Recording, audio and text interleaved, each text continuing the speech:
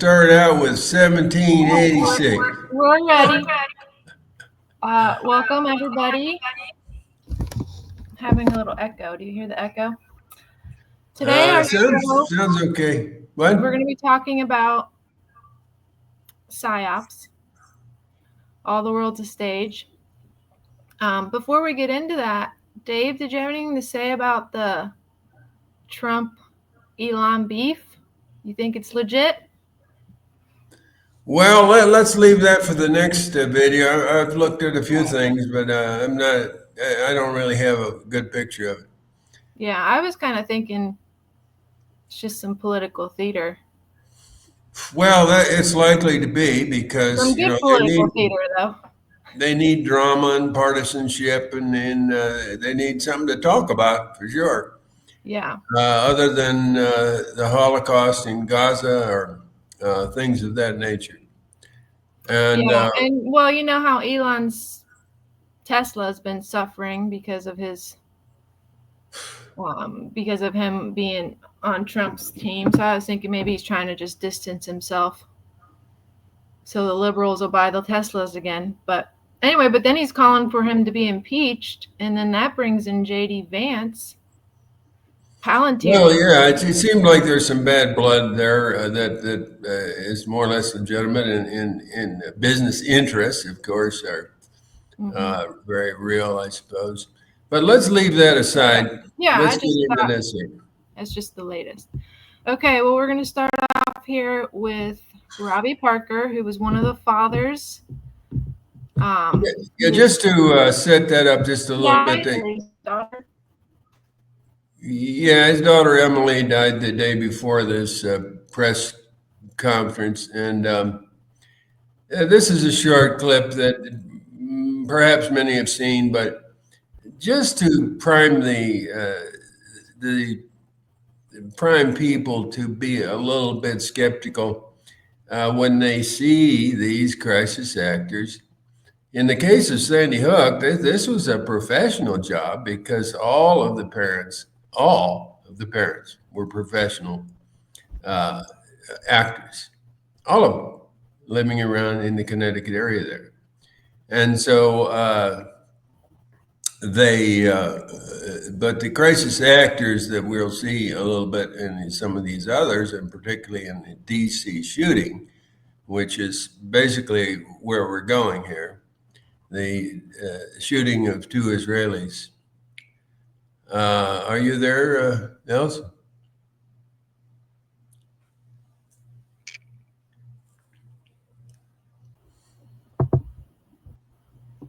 Statement. Looks like the family is there, and they're getting ready to come to the microphone. So we'll listen in. Okay.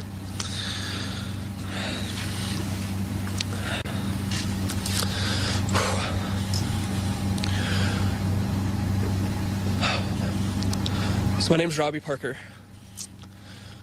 My family. Okay. You want me to play that Statement, again? Looks like the. Well, it cut off a little bit short there. What? Yeah, well, I think that's enough of it. He goes on about how terrible he feels and everything. But I think our viewers can see that the man's an actor. And the fact that they put this on the mainstream media, it was not a slip up. They are mocking you and I. They put these in there. We could play 50 of these fake tragedies, and in every one they have inappropriate affect. They have laughing, grinning, and smiling on the day or the day after they've lost their loved ones. Now, why would they do it? And then they had some psychologists come up with the concept of duping delight. Well, that's not it. Okay, this is scripted in. This is part of the show, and in a word, it's emotional dissonance. Okay, so we're being psyoped into silly putty and completely flummoxed and bamboozled and tied into a knot. So it's cognitive dissonance and it's emotional dissonance. So you will see the shoes everywhere, and as a symbol of these events. There's been hundreds now. You can go to Ole Damagard. He's done a good job on about 50 of them.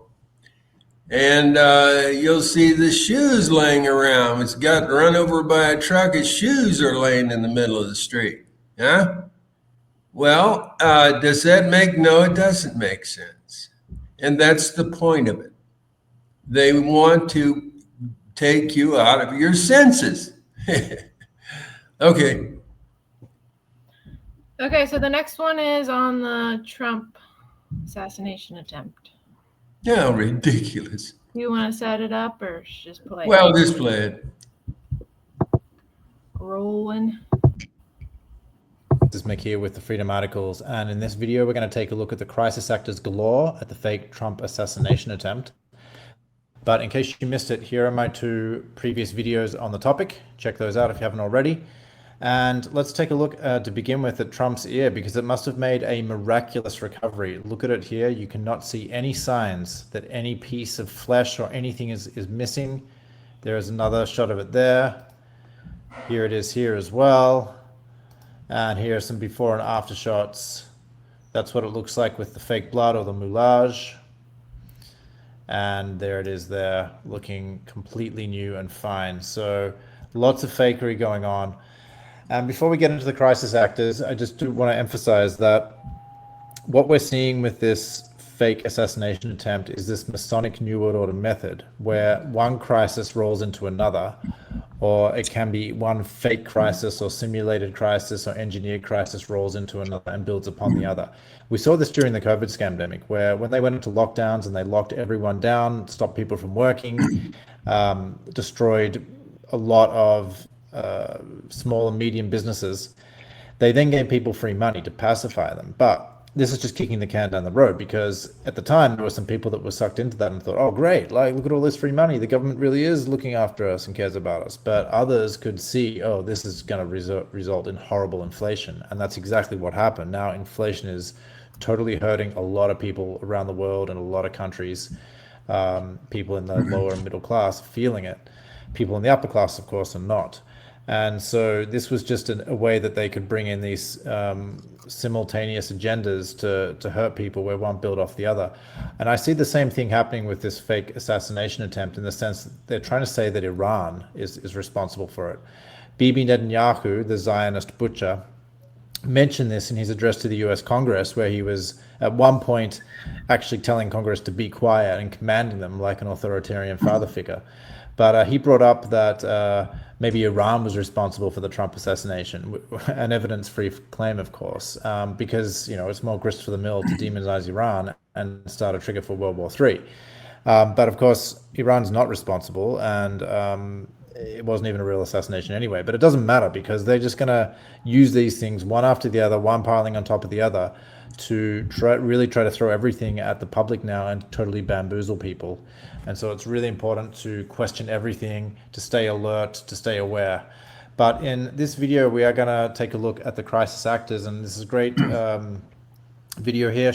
All links are in the show notes below. And he goes through all the different, not all the different, but a lot of the different people here in this main bleacher, this main set of chairs behind Trump. And there are a lot of suspicious characters. And I just want to say before we play some of this, that it is not a normal reaction if you were contained in this quite small area where there was a possible active shooter or active shooters, where you could be shot or killed. It is not a normal reaction to be looking around, looking in another direction, looking at your phone, not taking cover, not in shock or fear, or not trying to take some kind of evasive action. That is not normal, but yet a lot of the people, that's exactly what they're doing. Another really weird thing about it is that this is a potentially historical situation. If this was a real assassination or an assassination attempt, this would be an incredible moment in history where someone's trying to shoot a US president, or a former US president who could become president again. And that's not the kind of situation where, if you were lucky or unlucky enough to be in it, where you would wanting to be looking at your phone. I mean, maybe you would want to take your phone, hold it up to take photos or videos, but not just be looking down at it like you've got nothing better to do. But again, we see these people with these really strange and odd reactions, and that's a giveaway that they're crisis actors. So let's zoom in on some of the people here. We're going to start with this woman in a green dress who does a fist pump before Trump. The same woman, the one over here, keep an eye on her. Let me get my shoes. Right here. Not interested at all what's going on here. Hold on your head. Have a look at her. So we gotta move to the class. She's looking at the phone.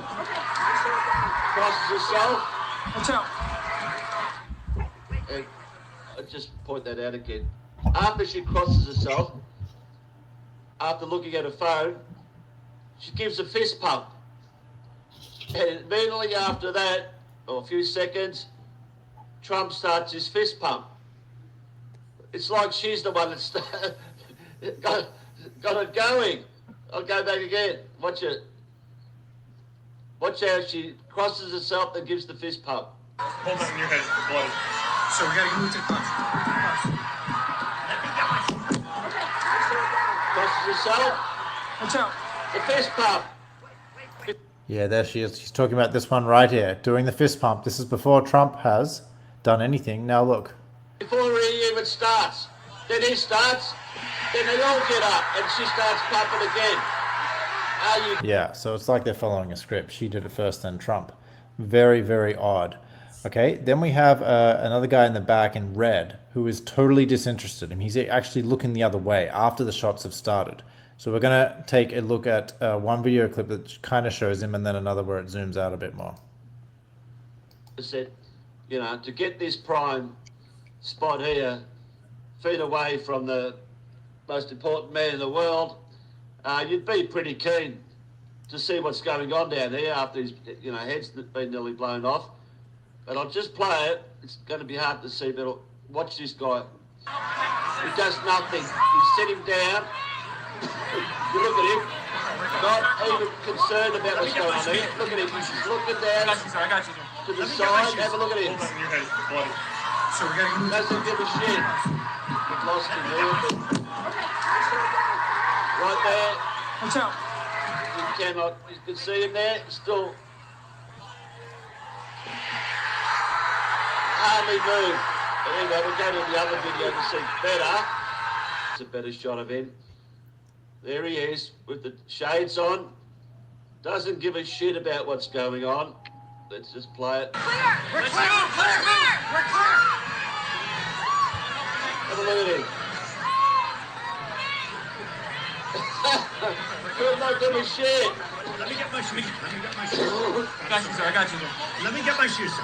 Yeah, it looks totally disinterested, looking the other way, not even bothering to turn his head around. What could be an incredibly important historical moment. It just doesn't make sense.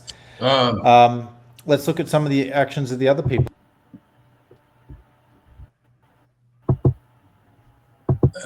Seen enough of that one? I think so.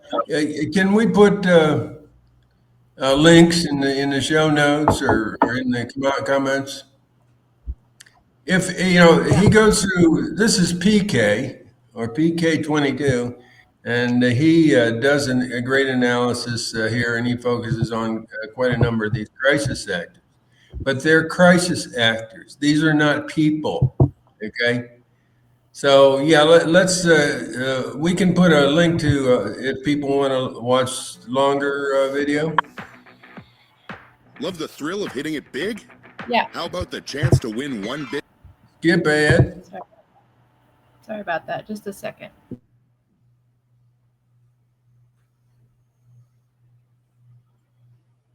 You there?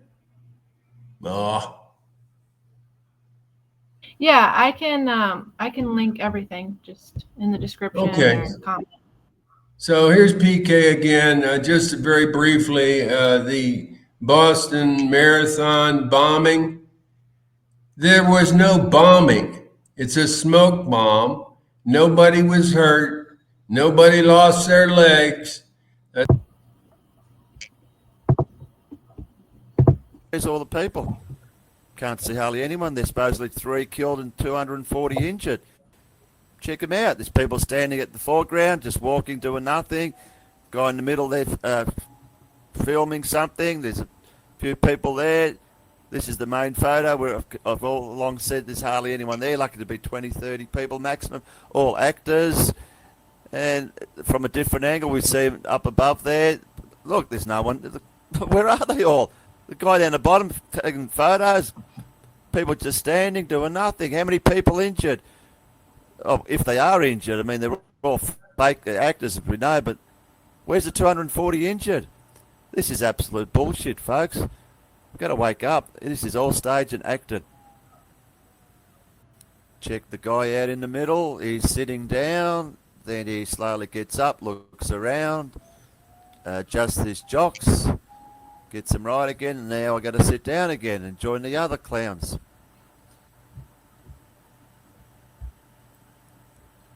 We'll watch it again. There he is sitting down. I got to get up. My jocks ain't right. I better adjust them. Yep, done that. Let's sit down again and join the other actors. Let's see it again. Sitting down. Let's get up. Looks around. Adjust my jocks. Then sit down again.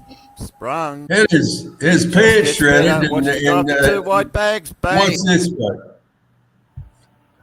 What's this part? And the dust pours out everywhere on the people laying down. Watch it again. He's got one in each hand, and he goes smash, and it's all over. Look at it, how it spreads. It's not a towel like people are saying. He's definitely banging the bag to spread this supposed dirt and debris to make it look like these actors that are laying on. That's enough. We've got a number of clips here, so we'll cut them short. But please, people, please use your eyes and your senses if there's anything left of them. So let's go on to the next one. I'll set this up just a little bit. This goes back to the Persian Gulf War. This Father's Day, get up to 70% off the Bondie Pro. We got 5 seconds on these ads. Donald This Trump Jr. shows. I need to tell you about my friends over at Tax Network USA. They're a team of licensed. Yeah, go ahead. I see what you watch this. I haven't.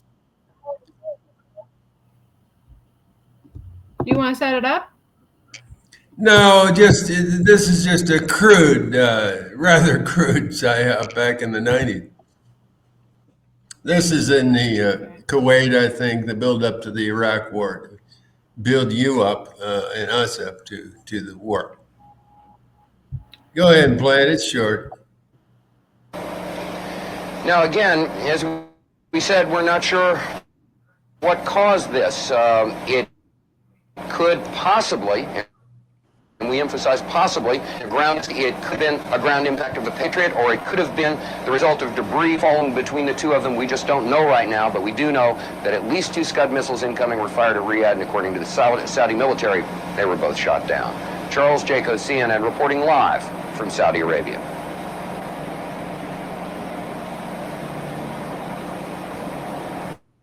Well, where's the part where they get their helmets on and everything? It was almost exactly 2 hours ago in the sun. However, there was an intercept elsewhere. It's breaking up. Well, the 2 reporters, they don their helmets, and they're in front of City, Riyadh. We've got some palm tree distinctive. When the missile was launched. Okay, you want me to go when they put the helmet on? Yeah, skip it because yeah. Here we go. Yeah, that part right there. Yeah. Play a little of that. Explosion of cloud. The white sage. Good shit. So far.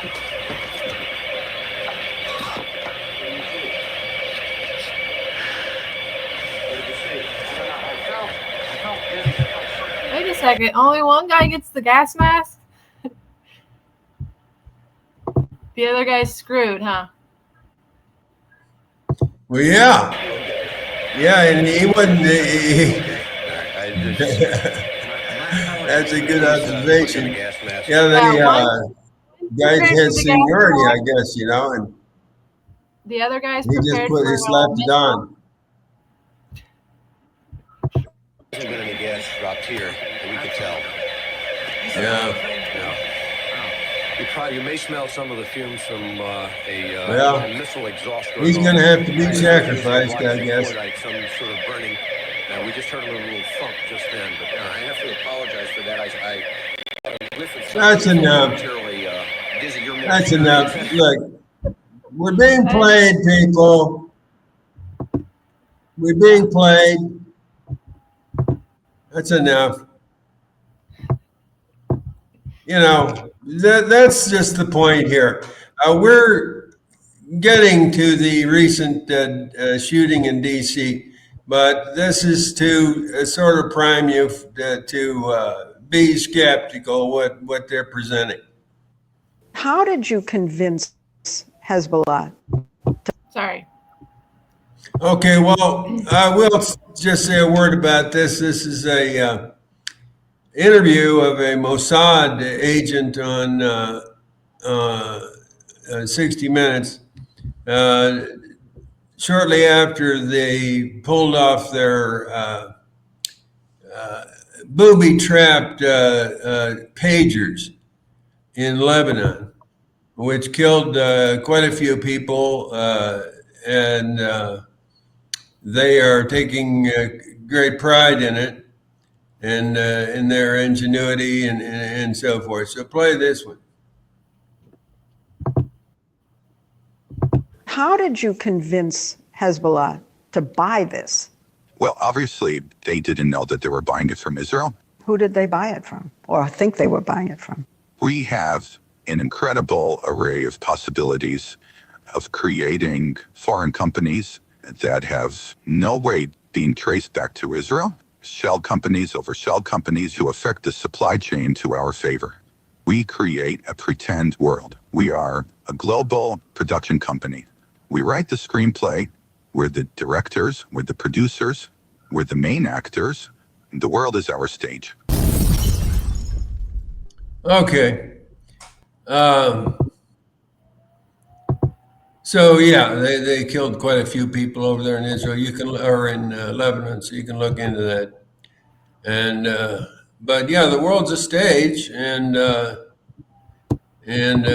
Zionists, along with the CIA and the other agencies in the West, are heavily involved in manipulating the public perception. So here we get to the DC. We'll start with the chief of police statement here.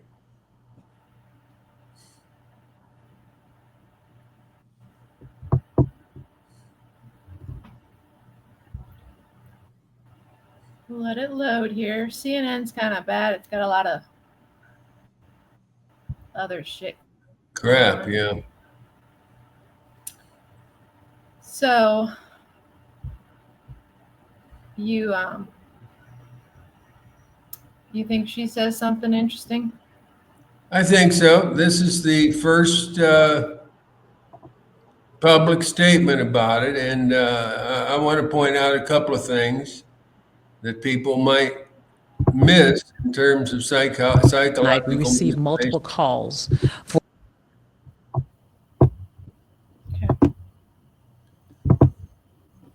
Approximately 9:08 p.m. tonight, we received multiple calls for a shooting in the area of 3rd Street and F Street Northwest. Officers located one adult male and one adult female unconscious and not breathing at the scene. DC Fire and EMS responded, and despite all life-saving efforts, both victims succumbed to their injuries. The preliminary investigation indicates that both victims were exiting an event at the Capitol Jewish Museum located in the 500 block of 3rd Street Northwest when the shooting occurred. We believe the shooting was committed by a single suspect who is now in custody. Prior to the shooting, the suspect was observed pacing back and forth outside of the museum.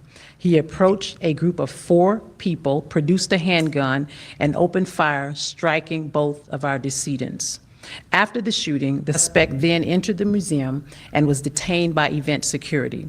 Once in handcuffs, the suspect identified where he discarded the weapon, and that weapon has been recovered, and he implied that he committed the offense. The suspect chanted, "Free, free Palestine," while in custody. The suspect has been tentatively identified as 30-year-old Elias Rodriguez of Chicago, Illinois. Our MPD case detectives are leading this investigation.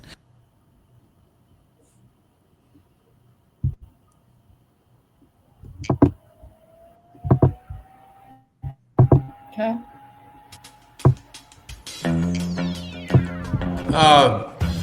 Yeah, you know. Are you there?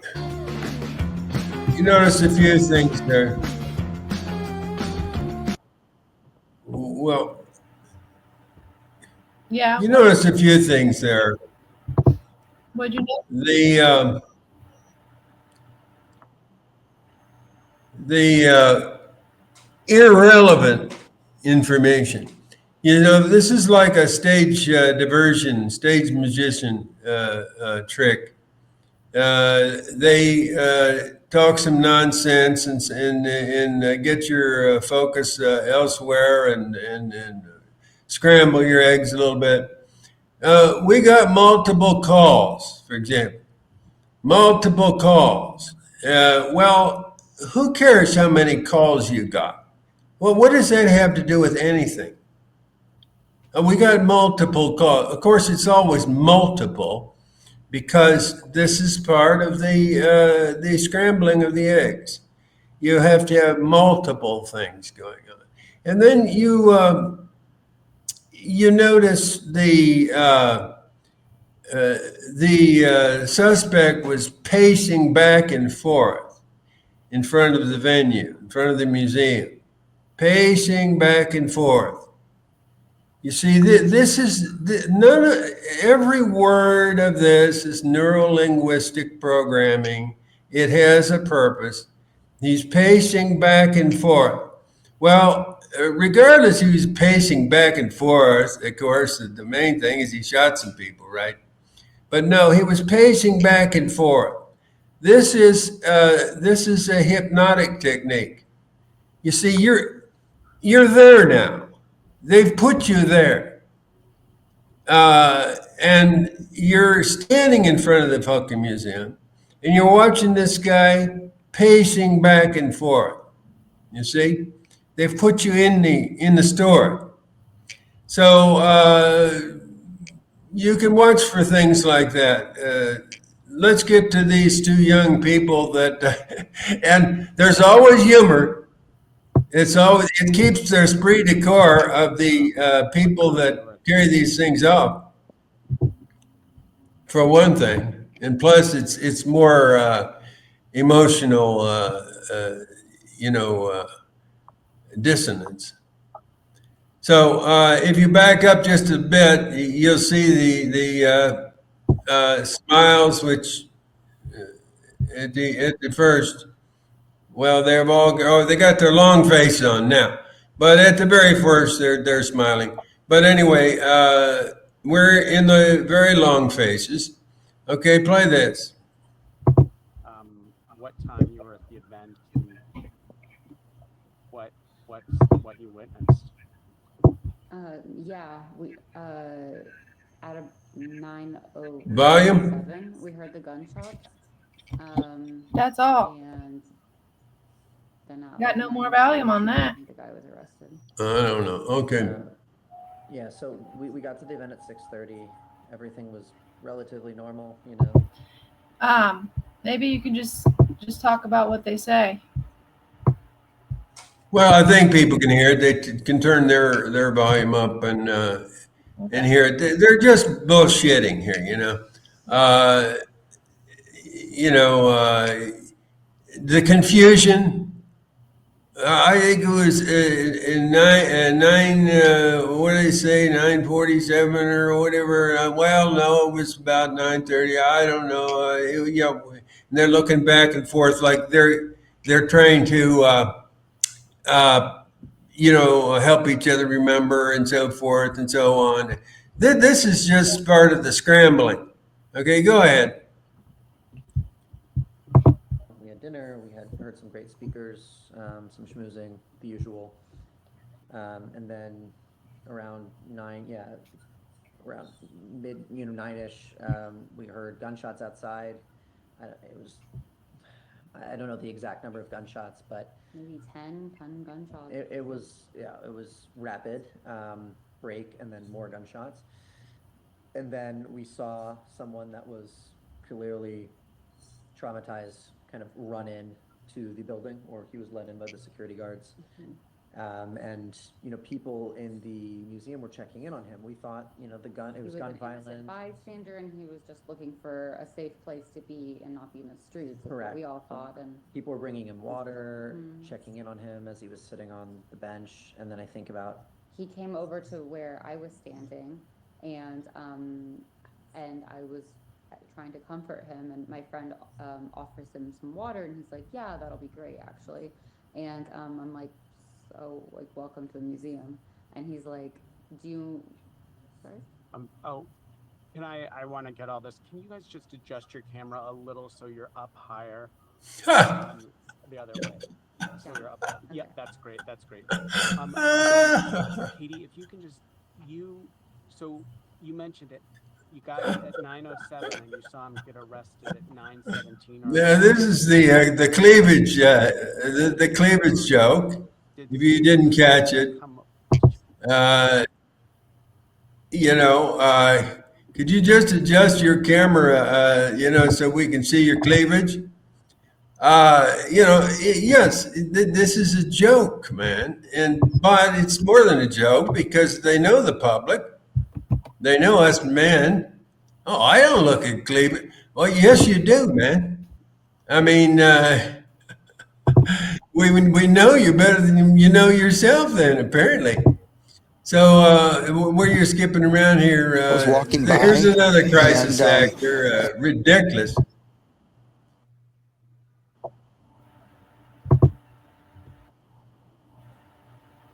Yeah, this is the when I first saw this guy, I was just yeah. If this isn't a crisis actor, I'll give him my left arm and my right arm.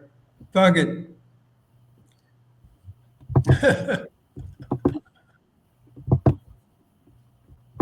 I was walking by, and a guy came up and looked like a gun. I couldn't tell what it was, but I heard it afterwards, the shots, and he shot this young couple.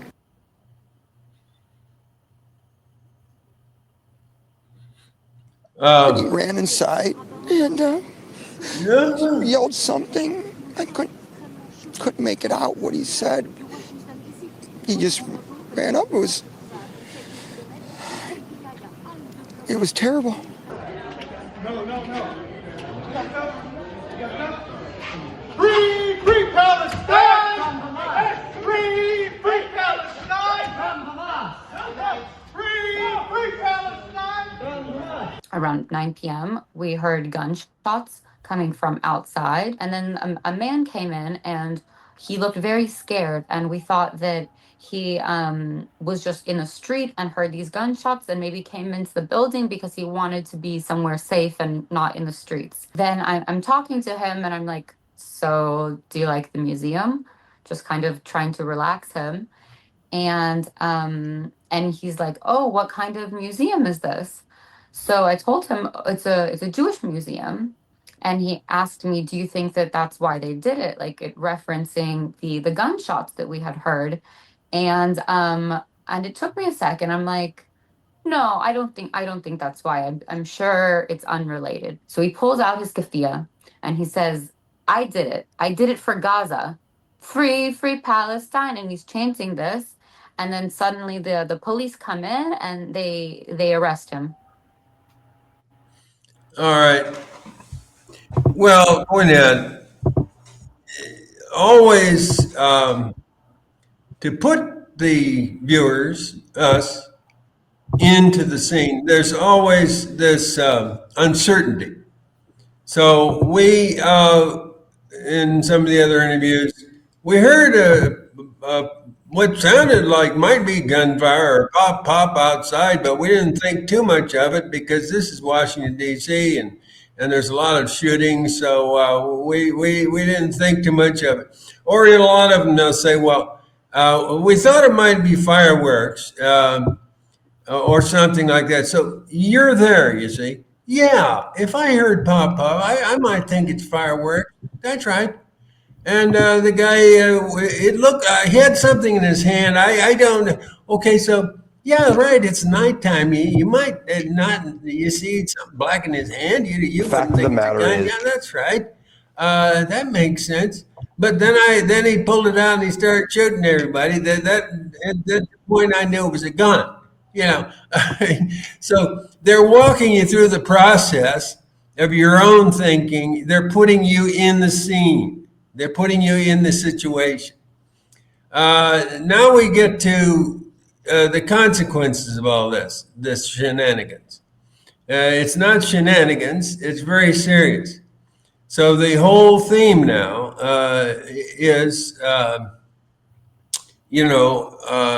that the Jews are suffering terribly in the United States from anti-Semitic violence, and anti-Semitic incidences are through the roof. Well, you know what they consider an anti-Semitic incident is somebody painting a swastika, and 9 times out of 10, those are Zionist agents that do that. So they're setting the whole script here, the narrative, and this is the narrative. And of course, they'll have a menu of different responses, from the most extreme, as we'll see Congressman Fine, to just a concern, and to various grades of response. But they'll move you up towards the more violent and extreme part of the spectrum. So play Mr. Fine here. Fact of the matter is, the Palestinian cause is an evil one. Yeah, and Congressman, there is complete and total surrender by those who support Muslim terror. In World War II, we did not negotiate a surrender with the Nazis. We did not negotiate a surrender with the Japanese. We nuked the Japanese twice in order to get unconditional surrender. That needs to be the same here. There is something deeply, deeply wrong with this culture, and it needs to be defeated. We heard in Brooks. Yeah, so we nuked the Japanese as they were begging for, suing for peace and surrender. We nuked them twice, so that makes it okay, you see. Great. What do you... Hi. In other words, it wasn't a double sin. How could it have been a sin? Because we did it. Keep everyone. We're American. All right. The production seems to be substandard here today. But anyway, we're getting to it. So Pam Bondie, our chief law enforcement officer.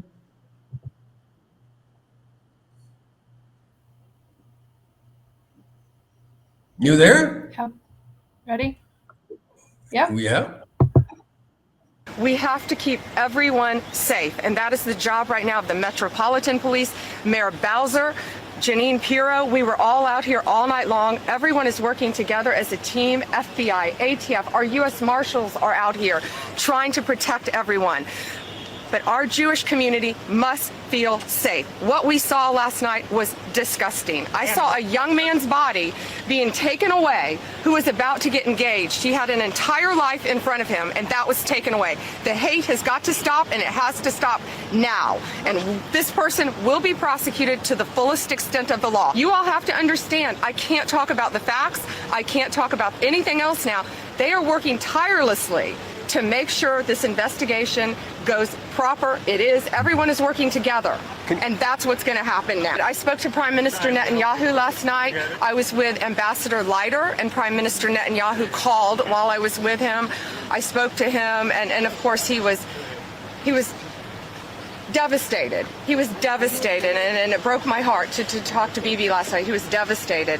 And I assured him we were looking into this. Of course, all of our investigations. That's enough. Okay. Talk to BB. The production manager's a little bit slow today. Why? Yeah, it's breaking up awful bad. So people, if they want to see it, they can go online. But you notice how, well, it's not a big deal. I just asked you to cut it, and it took another 10 seconds. Our connection is not good, and this is the main problem, I guess. But it's really breaking up on my side. Does it sound good on your side? Yeah. Really? Well, I can't. It's breaking up real bad here. I got her words, but But the point is, consider that who's that bobblehead doll on the right side of the screen there? But the point of all this staff and all these law enforcement personnel and everybody working tirelessly, you're paying for that, people. They supposedly have the shooter shot the people on security camera. Okay?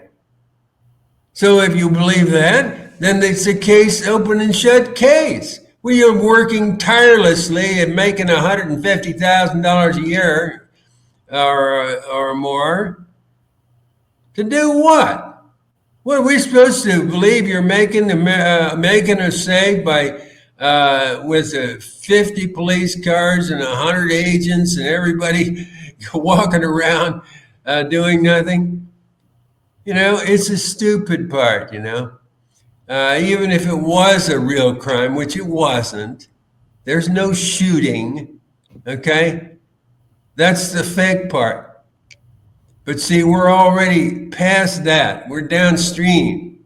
We're talking about the supposed shooter, his background. We're talking about the Bibi Netanyahu. We're talking about the investigation. Oh, should he be charged with a hate crime or not? Who gives a flying fuck? Okay? What's a hate crime? If he murdered two people, okay, whether that's a hate crime or not, you see, all of this is just to fog your mind. Okay, what do we got next? I think we just have one more. Well, I think we had that other congressman, yeah. Brian Mast. Yeah.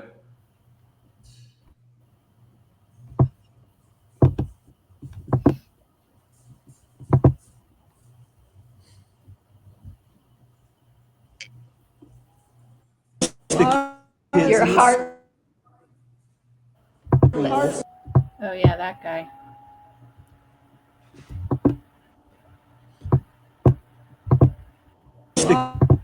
You're heartless. You are heartless. Do you realize how heartless you are? It'd be better if we kill all the terrorists and kill every one of their supporters. It's not a solution. Oh, it's a great solution. You haven't seen the pictures of all the babies being killed? These are not innocent Palestinian civilians across the world. When you're looking at the 500,000 people starving to death, are people that should go out there and put a government in place that doesn't go out there and attack Israel on a daily basis. So. Kids, 7-year-olds, 7-year-olds, 9-year-olds. They destroyed more infrastructure in Gaza than they did in Dresden. So that is like government And there's bombing. more infrastructure that They needs to be destroyed destroyed. more of Gaza than what happened in Dresden. We're making a video. There's more that We're needs on the to be air. destroyed. And there will be more that gets destroyed. You guys are going to be celebrity. You're going to be on YouTube.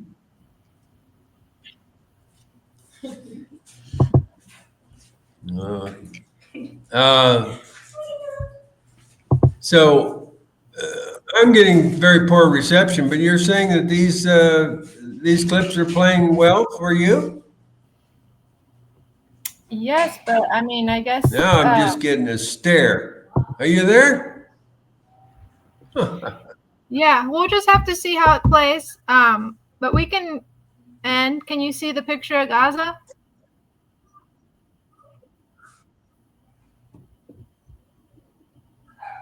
No, I don't see it. I see you and I. That's about all.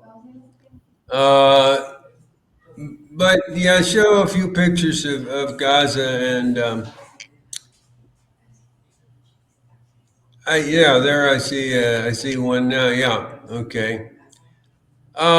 This is real, people. Now, what they've convinced us is that, well, real and not so real, and movies and cartoons. It's all about the same thing.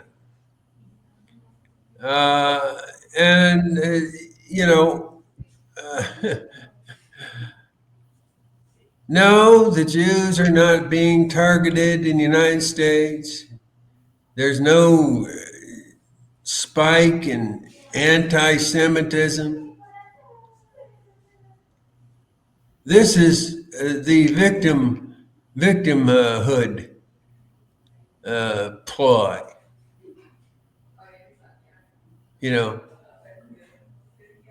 Let's put everything in some kind of perspective. They've killed X number of people over in Palestine, in Gaza and Lebanon, with their pagers and their relentless bombing with 2,000-pound bombs, killing everybody and everything. Okay? And they want to counterpose an incident which didn't happen. And we didn't even get to the flamethrower one, which I haven't done a deep dive on, but it smells like a bunch of phony bullshit. But even if a couple of people, even if it was real and a couple of people were injured, you see, there's no equivalence. But in the case of the DC museum shooting, it's not a case of equivalence. It's a case of fakery versus actuality. That's the distinction that we have to make.